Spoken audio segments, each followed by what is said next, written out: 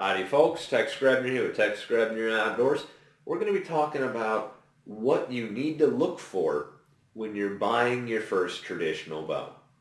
Because traditional archery is having an incredible renaissance right now. It's in our role-playing games. I mean, pen and paper nerd-style role-playing games. It is in our video games.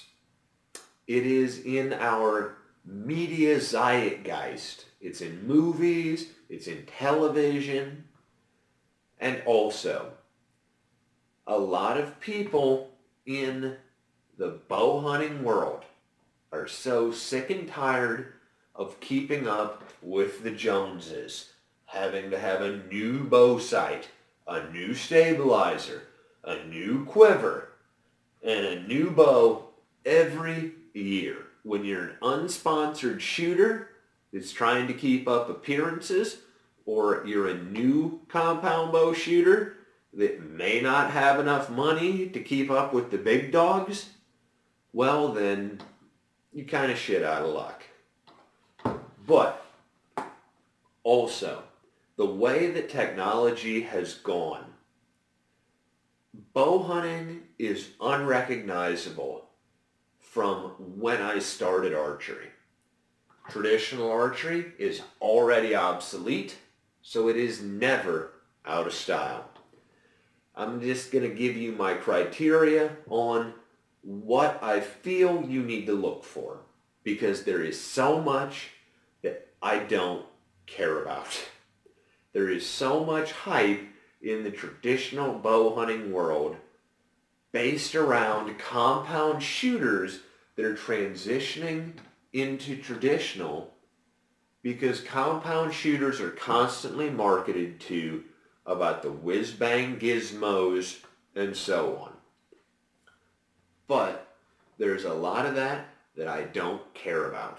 I don't care how tunable a bow is. I don't. Because you pick up a bow, you learn how that bow needs to be shot, you earn those skills till you own those skills, and then you maintain those skills. There's only so much tuning that you actually need to do. The only tuning that I care about is brace height and the arrow tuning. This isn't going to get into the tuning of arrows, but there's a lot of whiz-bang gizmos in a lot of high-dollar traditional archery equipment that I don't care about. I'm also probably not a real good source of information simply because I shoot heavy draw weight traditional bows for the most part.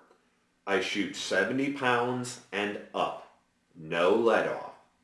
For me, I'm attracted to the raw power. That's just what it is.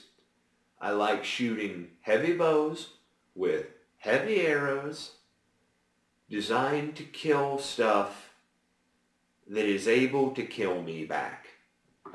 That's what I like. And I do it. Some people like one thing in bed. Some people like other things in bed. Shooting heavy bows is what gets me off.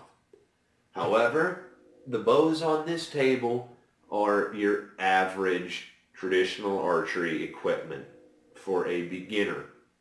The reason that I say that they are for a beginner is I'm also not saying that there is not a place for the ILF bows.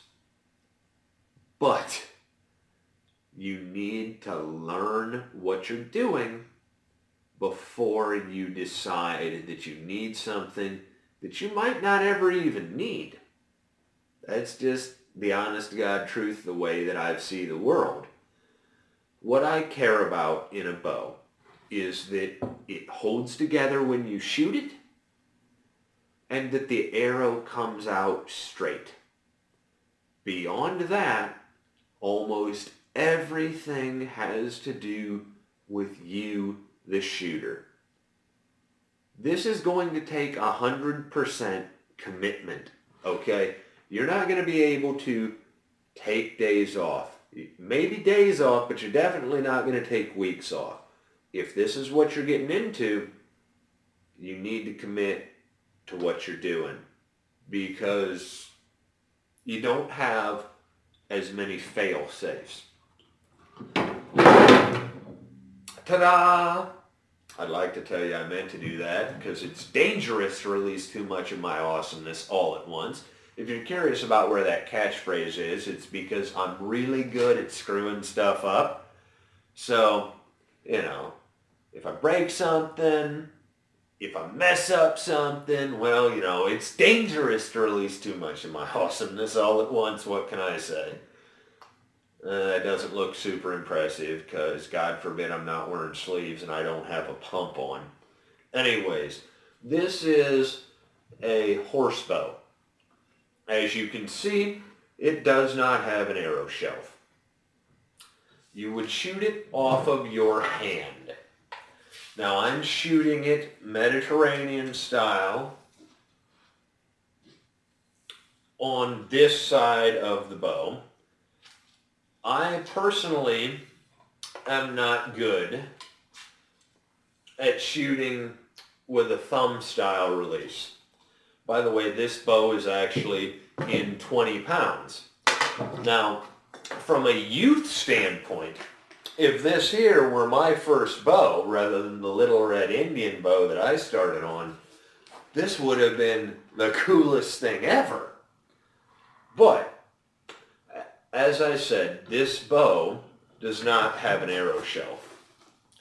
You would have to shoot off of your hand. So I don't recommend something like a horse bow for a person that is an adult, that is, for their first bow in the traditional realm. Because basically, I'm gearing this towards traditional bow hunters that are aspiring to go with this kind of tackle. So all these bows here, they all have an arrow shelf. Personally, I like to be able to shoot off of the shelf, but you also can put an elevated rest on the riser of the bow. By the way, these are the limbs, this is the riser, this is the grip, this is the arrow shelf. So you can put an elevated rest on the riser of the bow that allows you to shoot plastic fletchings, vanes. So a bow that allows you to shoot vanes means that you can basically shoot any arrow you want off of it. It doesn't have to be fletched with feathers. It doesn't even have to be the proper spine, because if the arrow's coming off that string going straight forward, that arrow can damn near be as stiff as a rebar, and it's still going to fly fine because it's coming out of there straight. So honestly, the only two criteria that I care about in selecting your first traditional bow: the bow is of good enough quality to hold together when you shoot it, and the bow has an arrow shelf that is cut to center. That's it. However, when you're talking about vintage archery equipment, stuff that you might find on eBay, if it's got a twisted limb in my personal experience is not a huge deal. Aesthetically, it looks like shit. In the performance side of things, as long as it's not so bad that the string derails off the end of the limb, it's not a huge deal to me. But all these bows right here, this is a mandarin duck, this is a Samick sage, and this is a marten locust takedown. All these bows right here are under $200 and on the market. They're all standard 3-piece takedown recurves. They're all cut to or past center. You can use a flipper rest. You can shoot them off the shelf.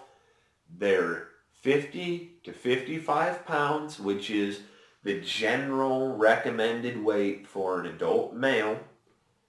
40 to 50 pounds, depending, is the general recommended weight for a female shooter. However, I'm weird, so what gets me off is shooting heavy bows. It's what I do.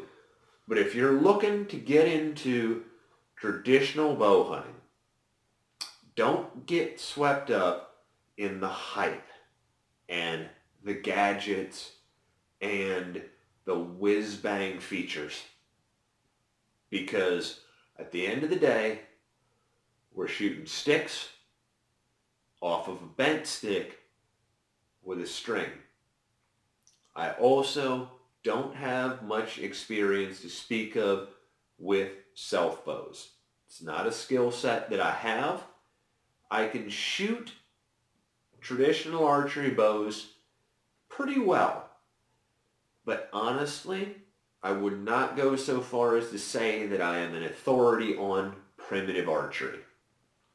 However, if you're wanting to transition from a compound bow to a traditional bow, all it really takes is a bow that's going to be durable enough to hold together and an arrow shelf that's cut to center so that the arrow flies straight out and you don't have to get real super crazy about your arrow tuning. Because some people shoot 3 fingers under the nock. Some people shoot like I do, which is split finger. Now, the fact is, depending on the style of bow draw that you have, that's going to dictate the bow that you're going to want to shoot. So you're going to have to try some and learn how that bow shoots or how you would need to shoot that bow rather than the fancy ILF tunable tillering limbs. I'm not saying that there's not a place for that, but you also don't need it until you learn how to work with what you got. That's just the honest to God truth. So I'm not going to sell you on shit you don't need. All I want is for you to get what's best for you. And I hope that this video has been helpful to you. And I hope that traditional archery continues to grow because it's already obsolete, so it's never out of style. As always, God bless all my sportsmen of America. Join the NRA to protect your rights. Please check out my friends over at soetacticpeter.com. Thank you very much to those of you involved in law enforcement and those of you serving in the military. And thanks for watching Tex Grebner Outdoors. If you're into fair chase hunting, join the Pope and Young Club.